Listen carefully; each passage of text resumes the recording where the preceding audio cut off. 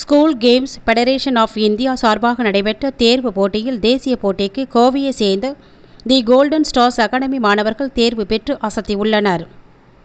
கடந்த 28, 29 ஆகிய தேதிகளில் சிவகங்கை மாவட்டத்தில் அரசு பள்ளி கல்வித்துறையில் SGFI கராத்தே மாநில போட்டி நடைபெற்றது. தமிழகத்தின் பல்வேறு பகுதிகளிலும் வீர வீராங்கனைகள் பலர் இதில் கலந்து கொண்டனர். இதில் கோவையை சேர்ந்த தி கோல்டன் ஸ்டார்ஸ் அகாடமியில் கராத்தே பயிற்சி பெற்று வரும் கோவை அரசு பள்ளியில் பயிலும் மாணவி தமிழரசி 19 வயது உட்பட்டோருக்கான 40 என்ற எடை பிரிவிலும் மற்றும் கோவை ஆசிரம் மெட்ரிகுலேஷன் பள்ளியில் பயிலும் மாணவி யுத்திகா 17 வயதுக்கு உட்பட்டோருக்கான 36 என்ற எடை பிரிவிலும் பங்கு பெற்று வெற்றி பெற்றுள்ளனர். வெற்றி பெற்ற மாணவர்களை தி கோல்டன் ஸ்டார்ஸ் அகாடமியின் நிறுவனர் சென்சாய் சதீஷ் அவர்கள் பாராட்டி தங்கள் வாழ்த்துக்களை தெரிவித்தார்.